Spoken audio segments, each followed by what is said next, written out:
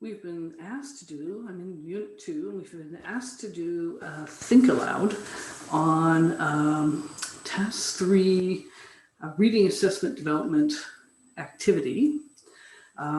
So I'm going to go to it now on share screen and read what it's about. Okay, so I see it's stories of residential schools. Okay, so it's memories from various people of the time they were taken away. Okay, so this man is talking about just having to go, not being able to say goodbye to his father or brother, marched over to a plane like criminals, and then marching with this policeman to get on the plane. Okay, so this is how he went to a residential school with kind of no explanation and no goodbyes. Here's a woman who describes seeing cattle trucks come onto the reserve and scoop up the kids, seeing her cousins cry and being put on these trucks and hauled off, and her grandmother and mother trying to hide her.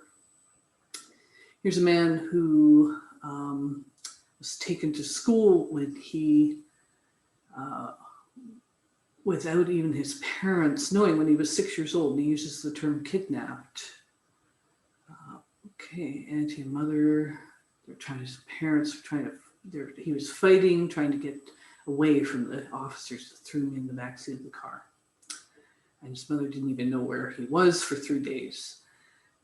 Here someone remembers the long train trip, going on a journey, and he thought it was kind of fun until he realized his mother wasn't there, and there'd be more crying, and everybody was crying. Okay, and here's a woman, small airplane, and she and her brother were immediately separated when they got to the school. They didn't have anything. They didn't have any luggage or clothes. And the boy had to go one way and the sister had to go the other way.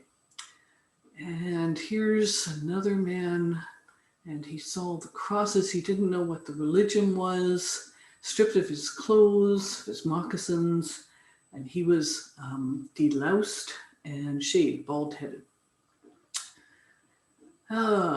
Then this woman, Antoinette, says they were forced to look at a young man who had hung himself in the gym. Yeah, and she doesn't know why they were forced to do that. And, oh my goodness, here's this final woman saying she learned the tools for a life in the sex trade, a residential school. She didn't know how, she didn't get an education. She knew how to run. She knew how to manipulate. So obviously there was major sexual abuse. And then when she was a teenager, she worked as a prostitute, and that's what residential school taught her. So all of these stories are terrible, and they remind me of the concentration camps in Germany. So these are very raw, direct voices of people who experience this. So if I'm going to look at using this in my class, the difficulty of the reading for my learners, that's only one issue. That would not be my primary issue. But for my class of beginner seniors, it would be way too hard. Let's just say that. I have another student who's at, a CLB 7. It would not be too hard for her. Okay.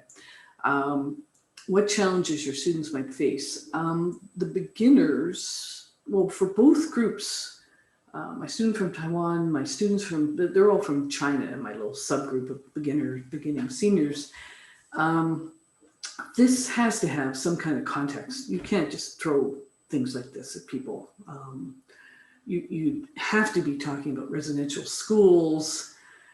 And this goes into the next question. If the reading is appropriate for your context. Well, No, in neither context. For the beginning seniors, it would be, I think, way too difficult to try to explain what residential schools were, the whole history of, Aboriginal people in Canada, pre-contact, post-contact, that whole sort of tragic history of residential schools, when really the seniors in my class are looking for daily help with daily life.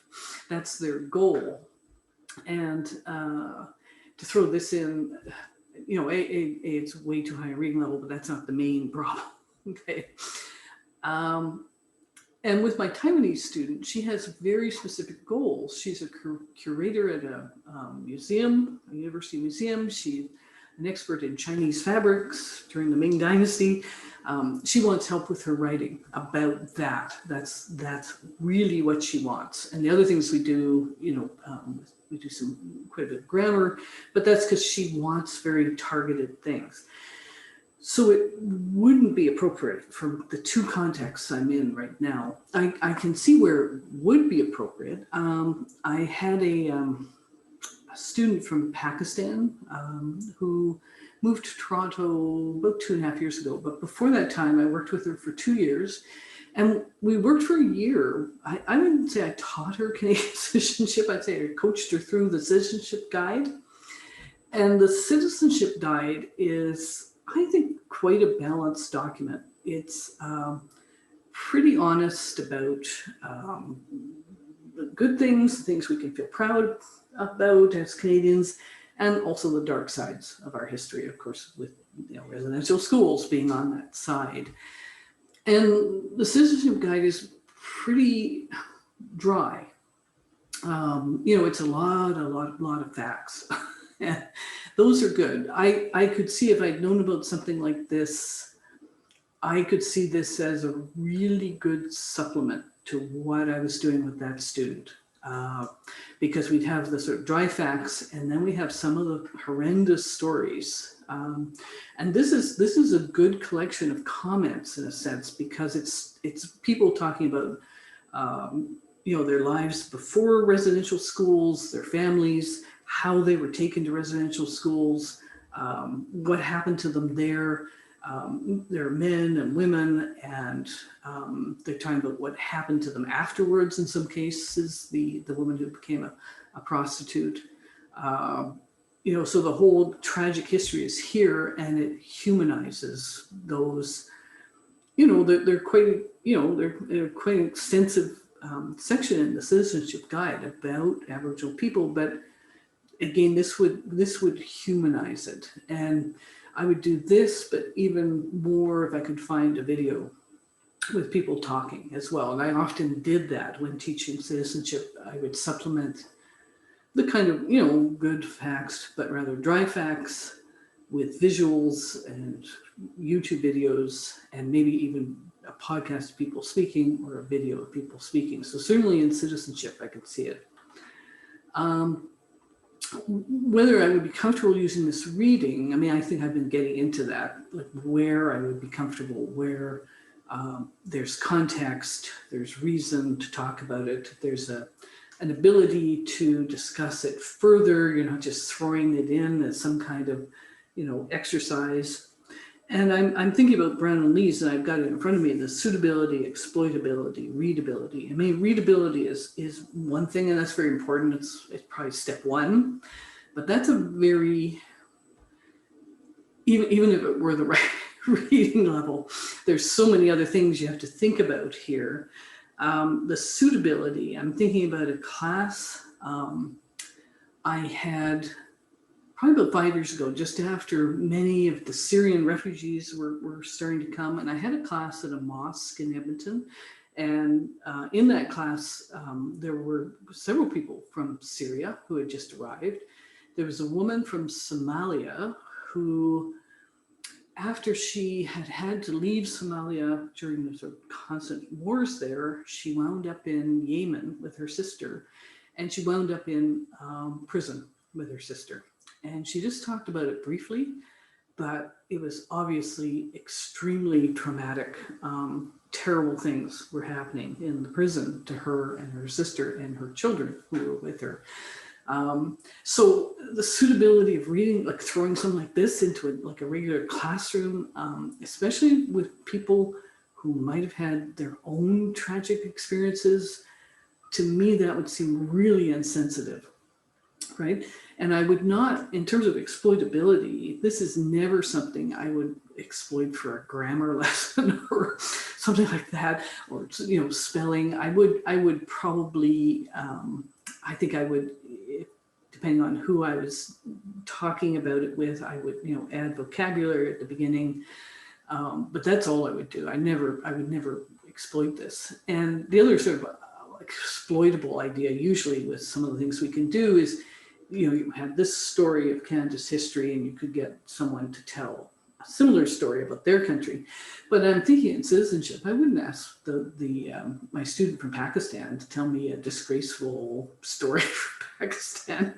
That would be kind of rude and insensitive too. So I think the context of this is citizenship, and especially, you know, it might be that some of the link programs, maybe they touch on this when they're touching on Canadian history. Any kind of place where you're doing a serious examination of Canadian history, and the students have enough language and context to deal with something like this. As I say, it's never, for me, this would never be a standalone, here we're doing this thing, this terrible thing happened, and then we're not going to do anything else. We're not going to explain it. We're not going to do anything else with it. So I think that's what I was asked to do. Yes, challenges, difficulty of reading, challenges if the reading is appropriate for context, and whether you would be comfortable using this reading. Why not? So as I say, it depends. And I think really only in the, as I say, a context of citizenship or a serious examination of Canadian history. That's my view on this.